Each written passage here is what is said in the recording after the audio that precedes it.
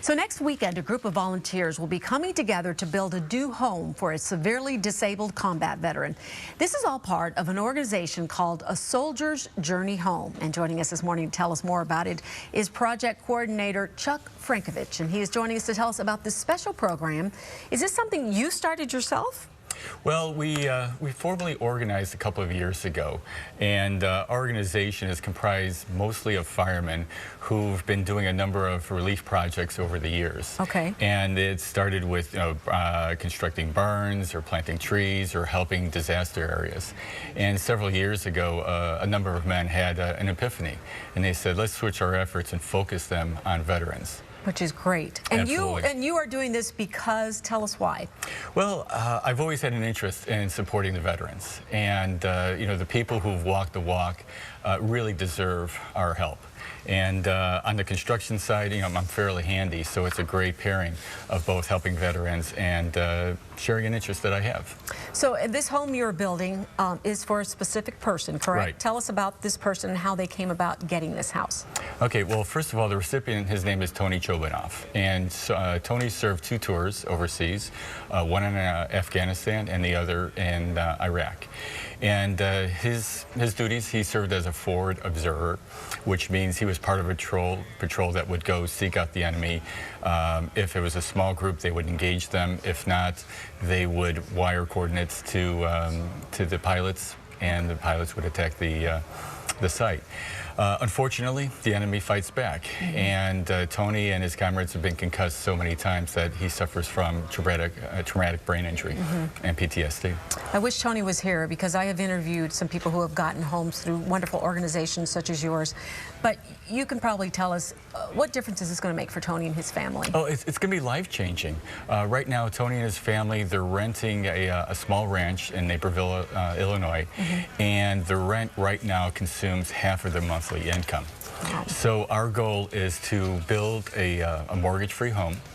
And so the only payments that he'll have to be responsible for are the utilities. Several years ago, Illinois passed a law that if your VA disability rating was 75% or higher, you don't have to pay real estate taxes. And as we know in Illinois, in certain areas, real estate taxes are pretty high. It can be pretty steep. Okay, I am told that you can build a home in just 10 days? Well, 10 days, we need to couch that a little bit. Okay, still, it's fast. It's very fast. How does this work? Well, it works. We do all the site work ahead of time. So when all the volunteers arrive on site, the foundation will be in, the deck will be in. And then we have a number of veterans and firemen who will descend on site and start building things. One of the great aspects of our organization is that we have a unique relationship with High School District 214. There are 3 schools specifically, John Hersey High School, Rolling Meadows High School, and Buffalo Grove High School, that help us out in a couple of different ways. First, John Hersey High School does a great deal of fundraising for us. And for the past 3 years, they've raised about $20,000 each year to help fund the operation. Fantastic. But what's really neat is that the students at Buffalo Grove High School and Rolling Meadows High School actually frame the walls for us. Oh, wow. There's a unique class called Geometry in Construction. It's a 2-period class in which half the time the students are learning geometry and the other half is that they're learning construction techniques. And this is real-world experience they're getting. Right, and it's great to see the kids take ownership.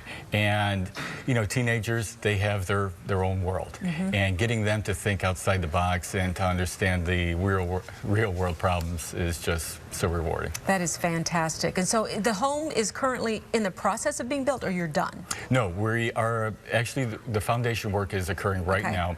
The actual build will start on Thursday, May 11th. And the first day of the build is actually the best day. Because everyone's out there working Everyone's together. out there. We'll have about 100 people on the first day.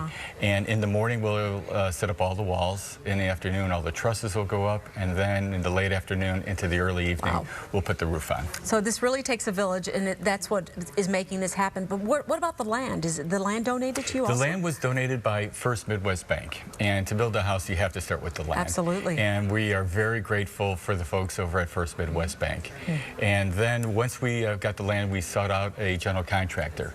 And Joe McEwen with Manusis General Contracting, agreed to donate his services at throughout the build. That is fantastic. I want you to do me a favor. Yes. I want you to come back when the house is done. Okay. Bring some pictures, and maybe you'll bring the veteran with you also. We'd love to see the completion, how everything works. We thank you so much for coming in, and thank you for what you're doing for our men and women in service. Greatly appreciated.